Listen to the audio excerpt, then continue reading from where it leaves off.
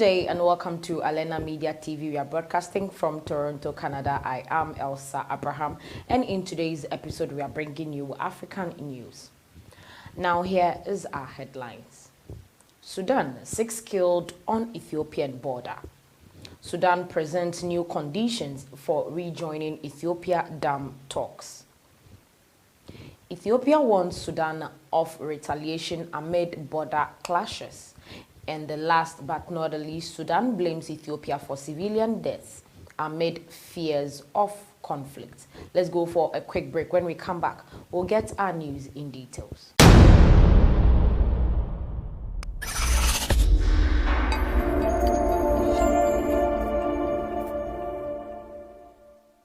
Welcome back from that short break. Now, Sudan claims Ethiopian militia attacked village in Al-Fashak locality amid rising border tensions. At least 6 people in eastern Sudan were killed in an attack by an Ethiopian militia, authorities said in a statement on Tuesday. An attack on Al-Giresh village in eastern Sudan has led to the deaths of 5 women, 1 child, and the disappearance of other 2 women. The Sudanese Foreign Ministry said on attack allegedly carried out by the armed group known as Shifter. It condemned the attack 5 kilometers 3 miles from the border in the Al-Fashak locality and urged the international community to intervene and demand Ethiopia stop its aggression. The statement was issued after Ethiopia accused Sudan of intensifying military action along the border. The 2 countries have continued trading accusations about the military tensions on the border since December. Amid the decades-long border dispute, Sudanese authorities have said some Ethiopian gangs seized farmlands in Al-Fashak after expelling farmers by force. Sudan accuses the Ethiopian army of supporting these gangs, which Addis Ababa denies. Moving on to our second story for today, Sudan presents new conditions for rejoining Ethiopia dam talks.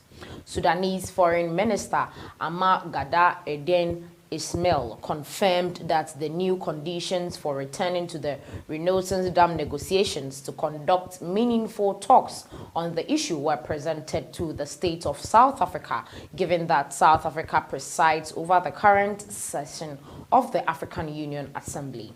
After meeting with the chairman of the Sovereignty Council, Lieutenant General Abdel Fattah al-Burhan, and the Ministry of Irrigation, Yasser Abbas, Ismail expressed his hope that the new session of the African Union Assembly, scheduled for February, will present another opportunity to achieve what Sudan aspires to otherwise. His country will have different options regarding this file.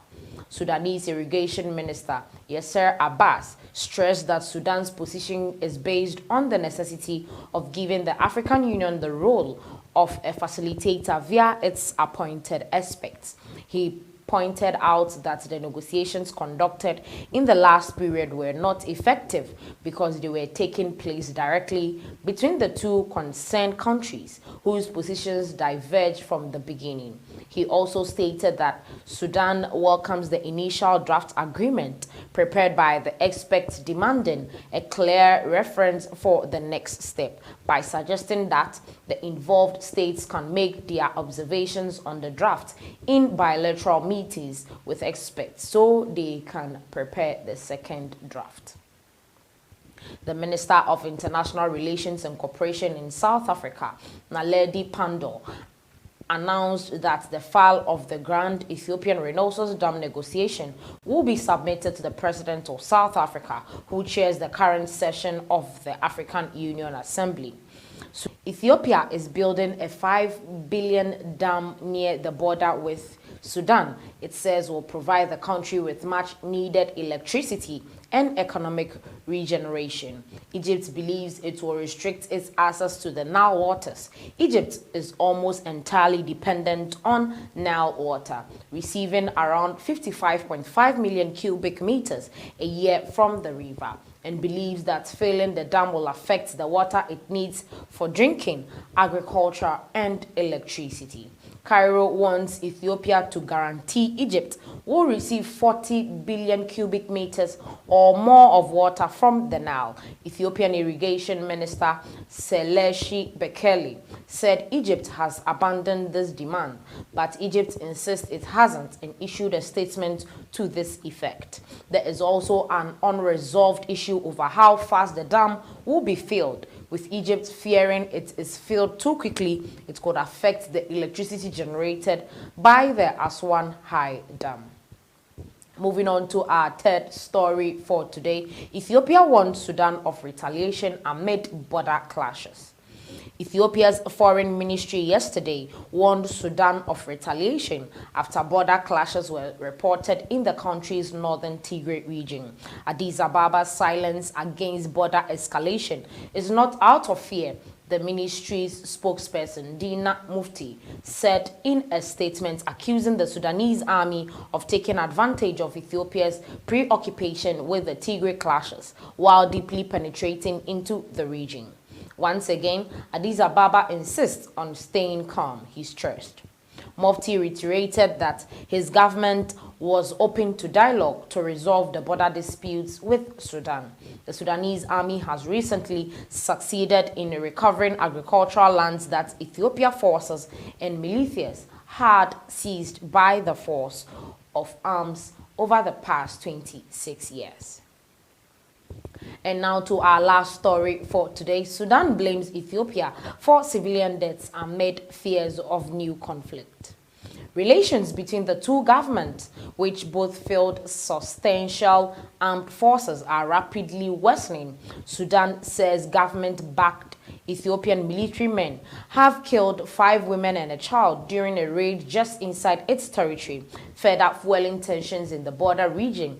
The two countries have been sharply at odds over a Nile dam being built by Ethiopia. We ask of Ethiopia to stop attacking Sudanese territory and Sudanese farmers. Sudan's information minister Faisal Sela, Ethiopia warned Sudan it was running out of patience with its continued military buildup in the border region, an area at the center of a decades-old territorial dispute. The area in question, Al-Fashaka, is within Sudan's international borders, but has long been settled by Ethiopian farmers and saw weeks of clashes between forces from the two sides last year. The Sudanese side seems to be pushing in so as to inflame the situation on the ground. Ethiopian Foreign Ministry spokesperson Dina Mufti told reports on Tuesday.